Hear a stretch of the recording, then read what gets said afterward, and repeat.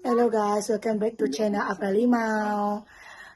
Kami orang dah balik dari Pulau Setang tu semua sakit. Tak sehat semua kami orang. Jadi aktiviti kami orang dekat rumah sajalah hari ini. Stay tune guys. Ini memanglah kami jaga hari-hari. Jadi Karita hari ini dia kemas pintu masuk kami orang. Comel.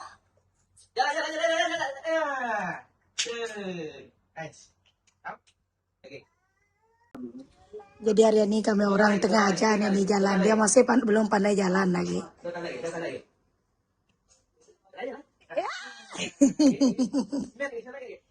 Oke.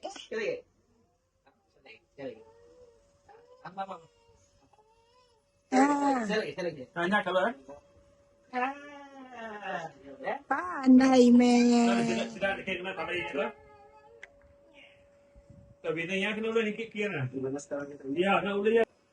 Ini budak lewat mandi tadi guys. Sebab dia baru bangun.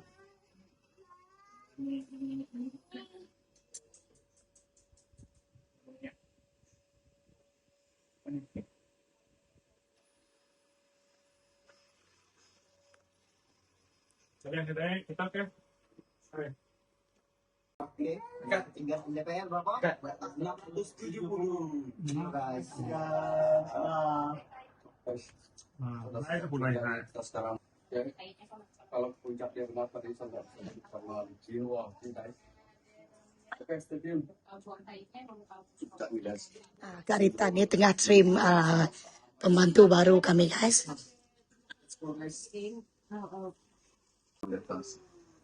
Ini bos besar dia tengah tengok pekerja dia bekerja guys.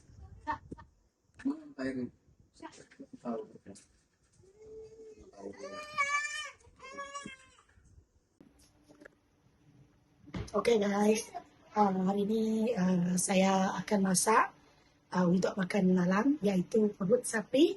Saya masak kicap berempah. Lepas itu hati sapi saya akan masak berempah. Saya mau blender dia punya bahan-bahan dulu lah. Jadi kita blender dia bahan-bahan. Pakai saya perap saya punya hati sapi.